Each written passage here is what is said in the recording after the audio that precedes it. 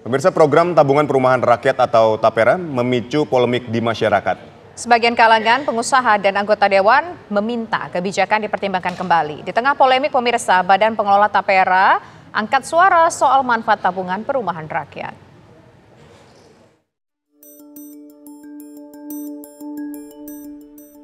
Pemerintah lewat PP nomor 21 tahun 2024 mewajibkan pekerja ikut program tabungan perumahan rakyat dengan besaran potongan gaji 3% dari upah. Meski program TAPERA memicu polemik, Presiden Joko Widodo yakin masyarakat akan merasakan manfaatnya. Ya, semuanya dihitung lah. Biasa dalam kebijakan yang baru itu pasti masyarakat juga ikut berhitung, mampu atau nggak mampu, berat atau nggak berat. Seperti dulu waktu BPJS di luar yang BPI yang gratis 96 juta kan juga ramai, tapi setelah berjalan kan saya kira merasakan manfaatnya bahwa rumah sakit tidak dipungut biaya, hal-hal seperti itu yang akan dirasakan setelah berjalan. Kalau belum biasanya pro dan kontra. Sejumlah politikus menyoroti soal bagaimana implementasi program di masyarakat. Program ini sebenarnya tujuan baik, tetapi lagi-lagi kami khawatir dengan implementasinya. Pertanyaan pertama adalah, apakah orang yang membayar iuran otomatis atau pasti mendapat kemudahan dalam mendapatkan rumah? Bagi kami yang penting adalah bagaimana memastikan bahwa setiap masyarakat atau rakyat yang membayar iuran itu pasti akan mendapatkan kemudahan untuk mendapatkan rumah. Yang kedua juga dengan kelas menengah, bagaimana bagi orang-orang yang sudah punya rumah atau sudah punya warisan rumah, ada yang sudah mencicil rumah. Saya kira ini coba dipertimbangkan kembali keefektifannya, gitu ya.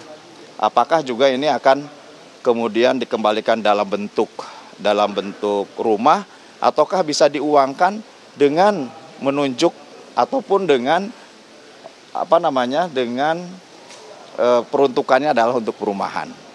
Dan ini masih banyak pertanyaan sesungguhnya.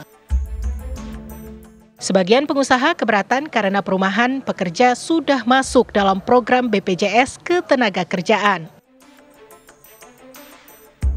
Saat ini BPJS Ketenagakerjaan, kita sudah mengiur BPJS Ketenagakerjaan itu ada program JHT, Jaminan Hari Tua, yang 30% dananya itu sudah bisa dimanfaatkan untuk manfaat layanan tambahan, dan itu bisa dipakai untuk perumahan.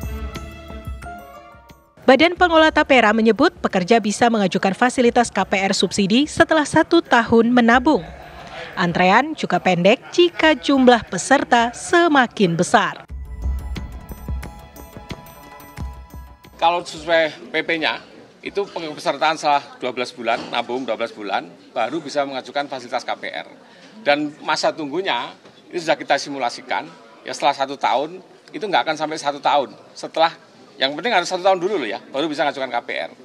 Nah, housing queue-nya itu tidak sampai 1 tahun. Dan itu tergantung dari pertama, maturity profile dari peserta yang akan pensiun, harus kita sediain, harus kita balikin.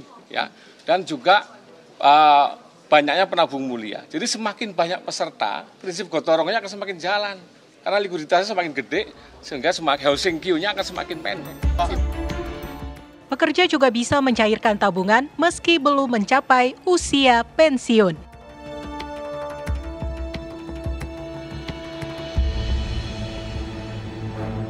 Skema tabungan, ya, dan sesuai dengan PP 25/2020 tentang penyelenggaraan TAPERA, itu akan dikembalikan pada saat berakhir masa kepesertaan. Karena batas pensiun, memasuki usia 58 kalau untuk pekerja mandiri, atau sebab-sebab lain yang menyebabkan berakhirnya masa kepesertaan, resign, ya kan? Bisa, resign, berhenti, diberhentikan, ya, diputus, di PHK, semua akan kita kembalikan.